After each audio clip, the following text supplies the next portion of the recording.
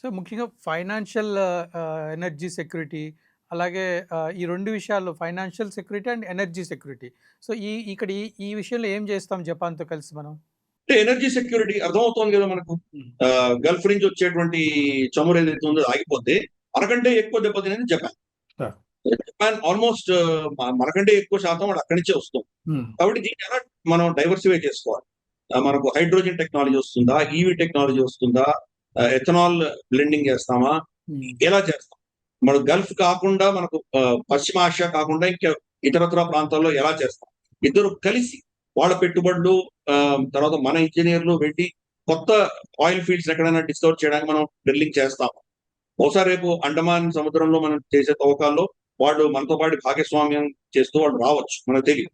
అలాగే ఇంకెక్కడైనా మనం వెళ్ళి కో డెవలప్ చేస్తాము. ఆ అంశాలకు సంబంధించినవన్నీ కూడాను దీంట్లో ఎంఓఏలో పొందుపరచారు. రాబోయే రోజుల్లో ఇంకా ఎక్స్ప్లోరేషన్స్ ఎలా ఉంటాయి మనకు తెలియదు. గ్యాస్, ఆయిల్, అలాగే మనకు నాన్ ఫాసిల్ ఫ్యూయల్ సంబంధించినవన్నీ కూడా ఎనర్జీ, అలాగే మనకు ఇతరత్ర అంశాలకు సంబంధించి ఫైనాన్షియల్ సంబంధించి మనం చూస్తున్నాం. ఈరోజు డాలర్ ఆధిపత్యంతో అనే నడుస్తోంది. అసలు డాలర్ ఎవరు పట్టించుకోలేదు. డాలర్ క్షీణిస్తోంది. డాలర్ ఏతర ట్రేడ్స్ పెరుగుతూ ఉన్న సమయంలో ఈ యుద్ధం వచ్చింది. యుద్ధం రాకుండా ఉంటే కనుక డాలర్ ఇంకా పతనం చెందుతుంది. యుద్ధం వచ్చేసరికి ఏమైంది? ఈ రోజు చమురు కొనుక్కోవాల్సింది డాలర్లను కొనుక్కోవాల్సిన అవసరం. సింపుల్ ఎగ్జాంపుల్ మనం చూద్దాం. 27 ఫిబ్రవరిన ఒక బ్యారెల్ ఆయిల్ $50 ఉంది అనుకుందాం. $50 ఉంటే మన దేశానికి 2 బ్యారెల్ ఉంటే చాలు అనుకుని మనం అనుకుంటే కనుక 2 బ్యారెల్ $100 ఉంటే సరిపోయేది. యుద్ధం రాగానే ఏమైంది? అది $100 పై చిలుపుతుంది. $100-110 వెళ్ళిపోయింది. అంటే నాకు $100 ఉంటే నాకు ఒక బ్యారెల్ కూడా రావట్లేదు. కాబట్టి నేను ఏం చేయాలి? $2 $10 $2.10 నాకు కావాలి. ఇంకొక $100 ఇంకా $110 నాకు కావాలి. $110 ఉంటే కానీ నేను 2 బ్యారెల్ కొనుక్కోను. నాకు కావాల్సిన 2 బ్యారెల్ కొనుక్కోలేదు. కాబట్టి డాలర్ డిమాండ్ పెరిగింది కాబట్టి రూపాయి పతనం చెందింది. సో ఇది మనం ఉన్నటువంటి అమెరికా యొక్క హెజిమనీ, వాళ్ళ శక్తి ఎలాంటిదో మనం చూస్తున్నాం. ప్రతిసారి డాలర్ పతనం చెందినప్పుడు యుద్ధం చేస్తారు. యుద్ధం చేసి ప్రపంచాన్ని అతలాకుతలం చేసి అల్లకల్లోలం చేసి మళ్ళీ డాలర్ కావాలి అనే దిశకు తీసుకొస్తారు. దీన్ని ఎలా మనం తప్పించుకోవాలి అని భారతదేశం చాలా దేశాలతో మనం అదే చేస్తున్నాము. బ్రిక్స్ దేశాల్లో మనకు ఆ ఒప్పందాలు. బ్రిక్స్ దేశాల్లో డాలర్ ని ప్రత్యామ్నాయంగా డాలర్ కాకుండా మన వ్యాపారం చేసుకోవచ్చు. ఫర్ ఇన్స్టెన్స్ యువాన్, రూపాయి, రూబుల్, వీటితోటి మనం వ్యాపారం చేసుకోవచ్చు. అవి డాలర్ పక్కన పెట్టేసి వ్యాపారం చేసుకోవచ్చు. బ్రిక్స్ లో ఉంది. కానీ జపాన్ బ్రిక్స్ లో సభ్యత్వం లేదు కదా.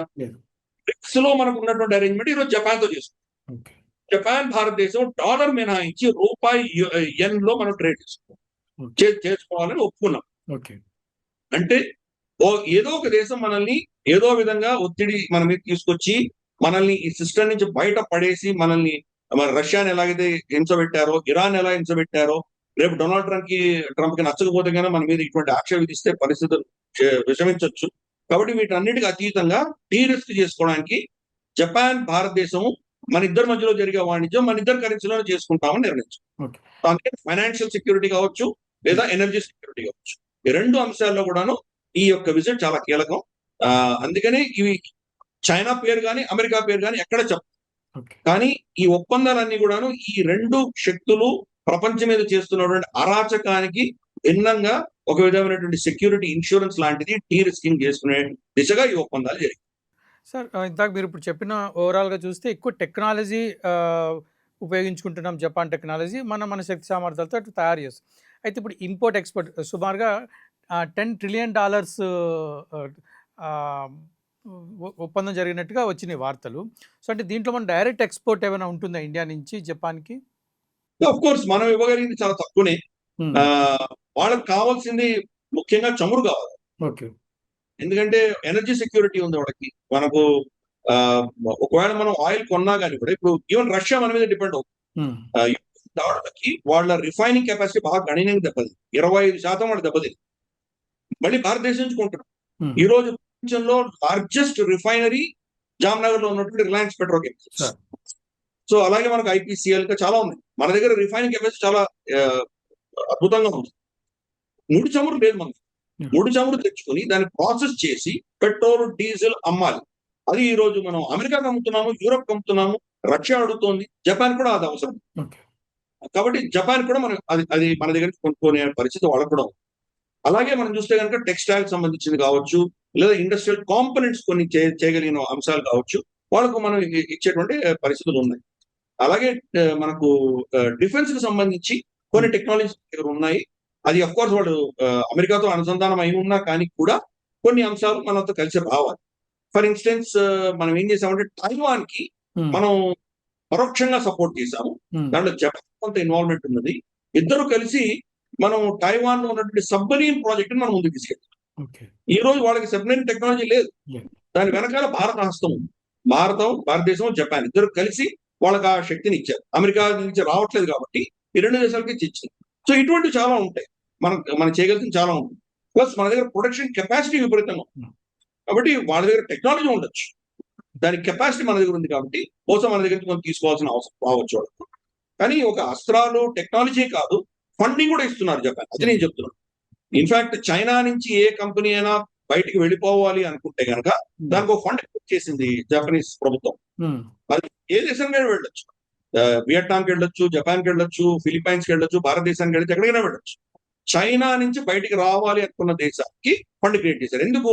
చైనా అక్కడి నుంచి వాళ్ళ ఇన్వెస్ట్మెంట్ తీసుకువెళ్లకుండా దానికి ఆంక్షలు విధించింది కదా. అక్కడి నుంచి వాళ్ళ ఆస్తులు బయటికి తీసుకువెళ్ళడం చాలా కష్టం కాబట్టి దాంట్లో నష్టాలు ఏవైతే ఉన్నాయో దాన్ని సబ్సిడైజ్ చేస్తుంది జపాన్ ప్రభుత్వం. కాబట్టి ఆ ప్రాజెక్ట్ కూడా మనం లాభపడుతుంది. జపనీస్ కంపెనీలు అక్కడి నుంచి విడిపోయి మన దగ్గర రావాలంటే మన దగ్గర ఆ కెపాసిటీ ఇవ్వడానికి జపాన్ కూడా సహకరిస్తుంది. కాబట్టి రెండు అంశాలు, టెక్నాలజీ ఒకటి కావచ్చు, ఈవెన్ పైసలు ఇన్వెస్ట్మెంట్స్, మనకు ధనం కూడా, రెండు అంశాలు కూడా జపాన్ అంతా వస్తుంది. చాలా సంతోషం. మీ విలువైన సమయాన్ని ఆంధ్రప్రదేశ్ ప్రేక్షకులు కేటాయించి చాలా విలువైన విషయాలు తెలియజేశారు. విన్నారు కదా, అంతర్జాతీయ వ్యవహారాల నిపుణులు శ్రీ మామిడి గిరిధర్ గారు తెలియజేసినటువంటి జపాన్, భారత్ యొక్క ఒప్పందాల మధ్య మనకి భారతదేశానికి ముఖ్యంగా టెక్నాలజీ వస్తుంది. టెక్నాలజీయే కాకుండా దాంతోపాటు కూడా ఫండింగ్ ఇవి కూడా వస్తున్నాయి. మన శక్తి సామర్థ్యాలను ఉపయోగించుకుని జపాన్ లాభపడుతుంది. ఇది భారత్, జపాన్ మధ్య ఉండేటువంటి ఒప్పందాల యొక్క విశ్లేషణ. ఈ కార్యక్రమంపై మీ అభిప్రాయం తెలియజేయండి. అలాగే ఆంధ్రప్రభకు సబ్స్క్రైబ్ చేసుకోండి, మీ స్నేహితులకు తెలియజేయండి. నమస్కారం.